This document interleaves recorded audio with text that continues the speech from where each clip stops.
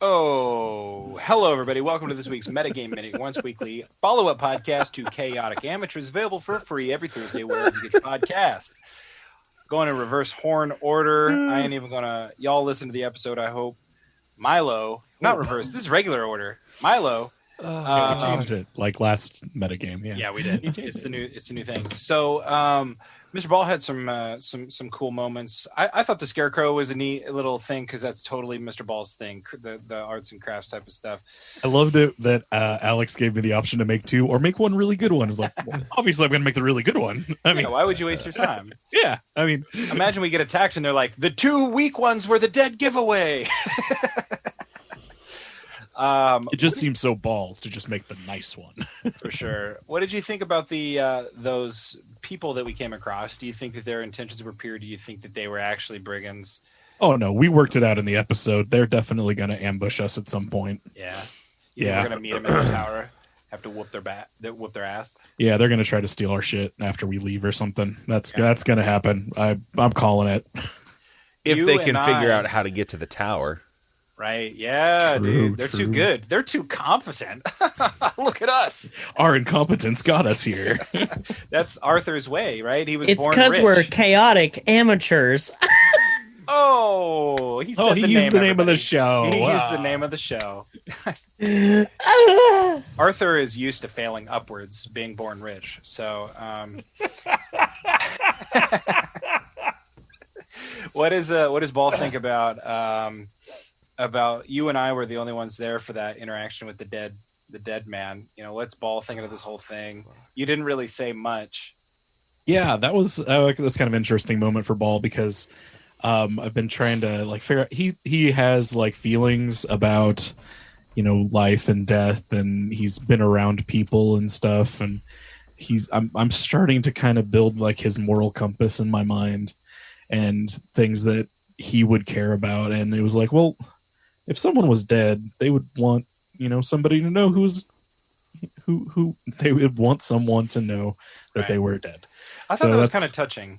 I'd never really heard that in a D&D game before.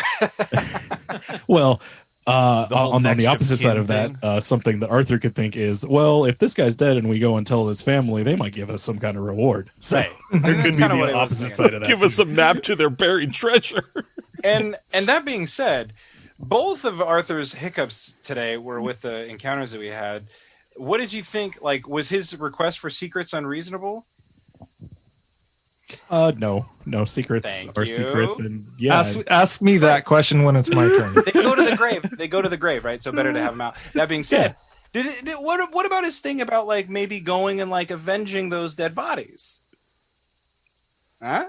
well, Reasonable? yeah, Yeah? it's reasonable, but Okay. All right. it's a group thing too. Like Yeah. the group wouldn't go and ambush this other group because they ambushed somebody else, maybe. I did think waiting for the ambush was a better play. Yeah, I think that fits our group. I think like Zephyr's is always thinking about things like, you know, well, hey, we could advance our station if we maybe do this, you know. Ooh. Cool. Let's go on to the next one. Scory, it's your turn. We all know what you think about secrets, so hey. I like them. but Scory keeps them. You have a lot, but since we just mentioned it, you know, what are you thinking? Like, truly, what is Scory thinking about that? Arthur's like after these secrets. Like, I know that there was some miscommunication there, but Arthur did say, you know, he's trying to explain like maybe buried gold, maybe something, but it's like secrets are worth Scory nothing in the knows. grave. Scory's just busting your chops. So he's a little punk bitch. Okay. Yeah, pretty much. So, it's more about he knows how short that ritual lasts, like the effect of that ritual lasts, and that there's only 5 questions, and so it's like get the stupid questions out of the way. You know, we need to focus on what's really important. Yeah. And I was appreciative of, or rather, Scory was appreciative of Ball's bringing up, you know, your family. Is there somebody that we should contact, because that line of family and lineage is really important to Scory, and so kind of honoring that with the last question was a great idea. Also, Garth and Brooks is awesome. I thought that was hilarious. Okay, so what are you thinking then about the folks that we encountered out in the woods? I am. The waste. It's 98% chances are that they did the dirty deed. Are you hoping that they ambush us? Am I hoping for it? Yeah. What does Corey want in his heart of hearts? Caleb wants the encounter. Okay. Caleb wants the encounter, but Scory, I think, believes more in a karmic sense. So if they come back, they deserve it for sure. But unequivocally, if they don't come back and they did that deed, then they'll find their retribution in some way. It's not up to us necessarily. But you're gonna give it to them if we meet them again. Yes, I will be the hand of fate if it's presented for sure. But geez, that's kind of egotistical of you, isn't it? Fucking harbinger of death. It is what it is, man. It's whatever's put in front of him, he'll deal with. Arthur did feel a little vindicated by his whole thing, and then he got a positive reading that morning. So yeah, that's karma for real. I think, because I was making fun of you so much. Maybe is there anything else you want to touch on before I go to Bentley? No, just appreciative of the Garth Brooks thing. I sincerely hope we meet another pair of siblings at some point named Chris Gaines. Okay, Bentley Rafirian. Yeah. So a little bit of pushback on that encounter that we had at the beginning, and I think I totally understand why, obviously, but Arthur and Riff kind of get those moments a couple times in the last few episodes. Does Riff coming at that from the angle like she really doesn't see the value in maybe like going after them? Or does she want the tussle, but maybe wait, like more like what we've agreed, like waiting for the thing to come? Want the tussle? Come on, but like, dude, it's you're fine fucking waiting. Cracking me up this whole episode. I've never laughed this hard in a session. I don't think before. Fuck.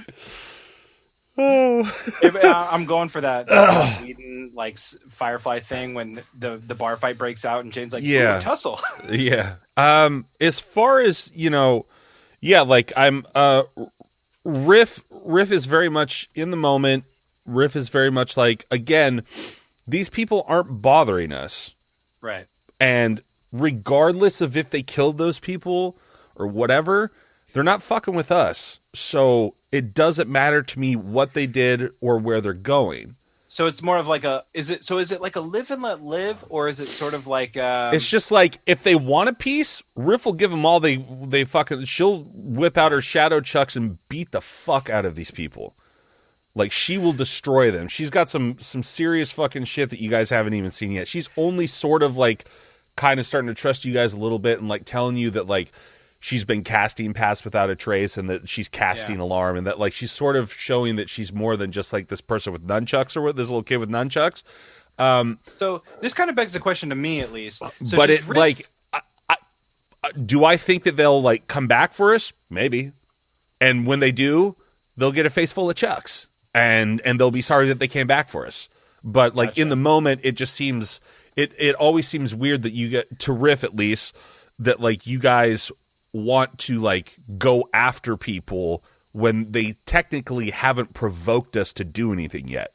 Right. So that begs the question then. So does Riff never, I guess I'm trying to think of the way to frame the question, but does Riff never, because the way Arthur sees that, it's kind of like negotiating. More reactionary, it seems like, and not really thinking to what could be happening in the future. Right, because Arthur is about kind of negotiating his advancement in the world. And that was the whole thing with the elf people the illusion elves that we met before, was like, he was trying to figure out a way that he could use that to his advantage in the future. Right. And for sure, like, but you as Rhett don't ever propose that scenario correctly in the moment.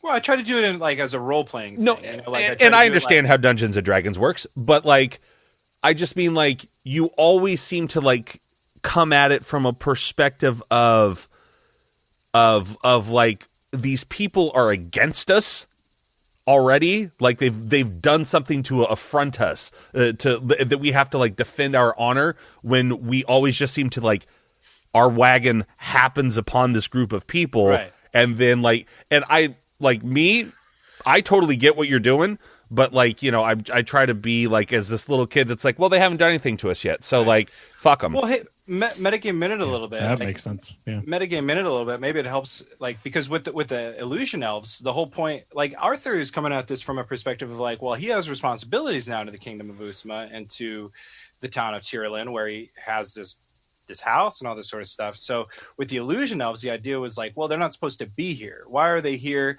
Maybe that is something that we can leverage for their help, or I think it information. I think it fits too with the whole age dynamic. Like Scory's suspicious of a lot of people, but that's because he's been around a lot longer and he's been done dirty by a lot more people.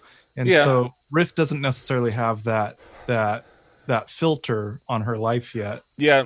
Well, and I guess the thing is if I'm presenting it wrong in game, I want to make sure that I'm presenting it right, because my idea is like, you know, and with these people, it wasn't so much I wanted revenge. It was, well, we could play cops and robbers and bring them back and be heroes and get rewarded with more contracts. And I totally get that. But at the same time, we haven't even done our first mission. So it would be weird for us to like, you know, like bag these people, you know, cops and robbers them. And then we still have to go to the Tower of Chaos. And then we have to like look after these people that we've captured and we have to do all this stuff. It's like, again, let's get to the thing that we're supposed to do. And then after the thing that we're supposed to do,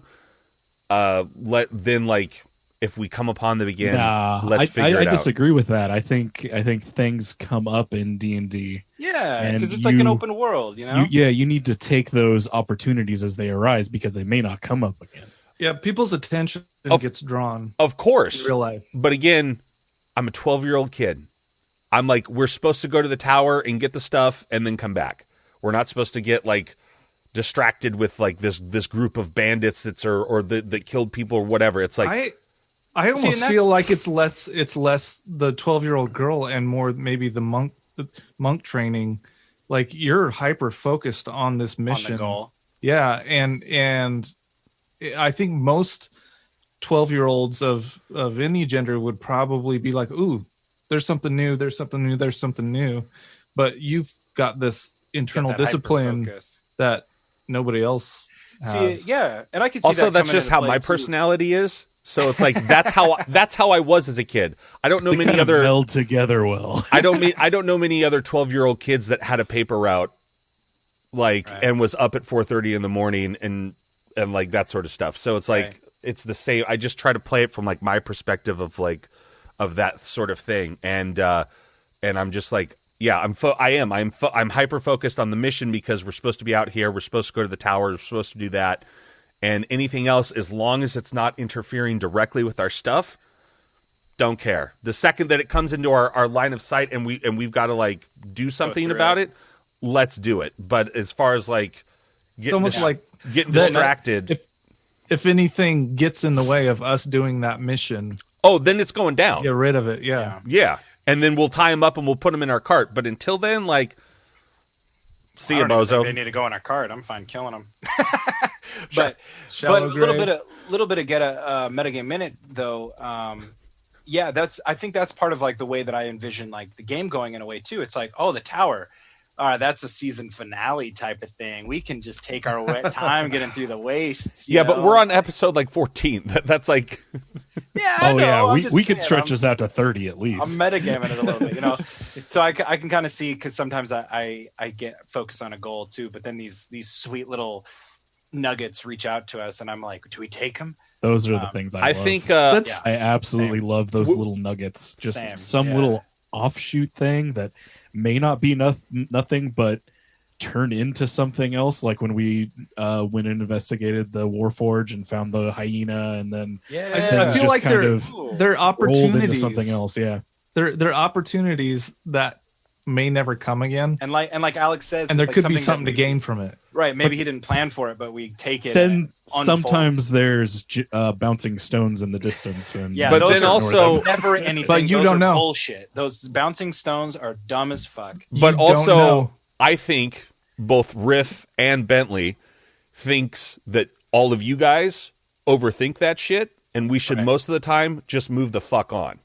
Well, let's talk about this in true metagame status, because this is a thing. Because like you don't have to keep calling it metagame, right? We're in the fucking... no. But like truly, like just hashing out the way we play the game. Because like when you start going for that, and you're talking about the way that Bentley and Riff like melds a little bit, and we're over the 10 minutes. I'll just say that. I assumed. But the way that you're talking about Bentley and Riff melds, like sometimes I have a hard time like figuring out like, is this Bentley trying to derail like my role play, or is this Riff? Oh coming no! At me? Like, and that's what I try to give it the good faith. Like, no. Well, I mean, as long as like, and I know like the voice, like sometimes it slips, but I try to stay like up here and like try to be, and I always try to like use my hands so like you guys know that I'm fucking around, or it's like I've got my chucks on my neck, so like you always kind of know that I'm doing stuff. Like I'm trying to do it because it's kind of hard over Zoom or whatever, but like genuinely, I'm never trying to derail anything. Well, I'm never trying to like block you guys or do stuff. Like I'm, and I know it can seem that way just because of me being me, but I'm genuinely, when we're playing, I'm always like 100% playing from my perspective of my character sheet, from Riff's perspective. And yes, some of those perspectives may like overlap with how I think, but in general, I am like, this is the most fun I've ever had playing a character, and I'm always 100% invested, and I'm just like, which is why I always try to like have the attitude and do the stuff and like, you know, have like a certain thing so you guys know that I'm like trying, you know, being in character. Like I would never want to like fuck up your guys' game. And I didn't mean any disrespect by that. I just mean like that's kind of like what happens in the game is all of a sudden I gotta start thinking like, well, okay, is this that or that? Should I push for this more? Should I like clarify it in character or like metagame it out? Like what I mean, like it's hard to know sometimes. Like I know you don't mean it like intentionally necessary, but that's like what happens is like these wires cross. I'm like, is this real life or fake life? Oh no, I'm honestly, I'm never trying to be a jerk to you. I'm just trying to like be who I think my character would do and how she would react to stuff. All right, we're well over the time limit. Yep, but Mr. Wolf. We saved the best for last. Yes, Mr. we did. Wolf, Dashiell Thompson, Mr. Hey, Man of thanks the for Hour. coming to our Metagame Minute, guys. This has been fun. We'll catch you guys on the flip side. Metagame out. What about Alex? Oh, yeah, shit. No, Sorry. son of a bitch. Fine. What Alex? What Alex? Living Wolf. Metagame minute. I don't Okay, metagame. show me where your gold is buried. Did we win the You game? mitigated, Tell Alex. us the truth Don't- about don't- those people. We'll keep it locked in our meta vaults. Tell us the truth about those people. Which people? The Did they kill them? brigands. Obviously, they killed him. Yeah, it was obviously an ambush. Yeah, we Oh, but- saw I'm that. sorry it's so obvious to you, God of this world. Look, Zephyr, she just came back from the dead. 100%. Maybe you don't know how the world works anymore, but Yeah. He's like, And that guy was just stalling for time, so his crew could get those 2 carts ready, and then they left with those carts. The moment you said that they noticed us and then slowly started walking I to know, I their thought carts, that I was too. like, does no Alex okay. is so good at stalling for time too, like to give his NPCs extra like seconds to be able to do whatever they need to do, because I'll get we'll away. always play into that He was- because he I was think a- that's something we love. he was a little too smarmy for my liking, that guy. Yeah. I did Casanova or whatever very his name much. was. I thank you for playing that one insight. You know, you rolled the one insight, and like I knew, Caleb, that you did not like this guy, but Scory trusted him. Scory trusted him. He had a trustworthy face. He was gritting his teeth the whole time because Scory knew he rolled a 1. Let's I will say that I as a player and as a listener really enjoyed Caleb, your choice of like the whole spell and talking to the head thing. One, I thought that was a funny visual, but 2, I thought it was a really good choice as far as trying to get information and interesting. Like I thought that was really good. I'm glad you guys were okay with it because let's lock it's this in the pretty meta. dark. let's lock this in the meta vault. Did Garth have buried gold? Yes. Yeah, I knew it. 100% he did. I knew it. But is it? He's a Bitch, soldier. He has recently come into mercenary work, and he has been saving up some money. He may not have it buried anywhere, but he's got a case of gold somewhere. I Arthur's gonna have fucking to. hate you, Caleb. Arthur's gonna have to work real hard to convince Scory Yeah. that that's a question worth asking sometime. Okay, well, guess what? Rhett doesn't have to work hard to convince Caleb anymore. All right. We'll see. All right. Well, Dash, unless you have anything to add, we will skip over you. All right. Fuck it. This is Metagame Minute. Thank you so much for listening. Free every Thursday. We'll be back Monday for next week's Chaotic Amateurs.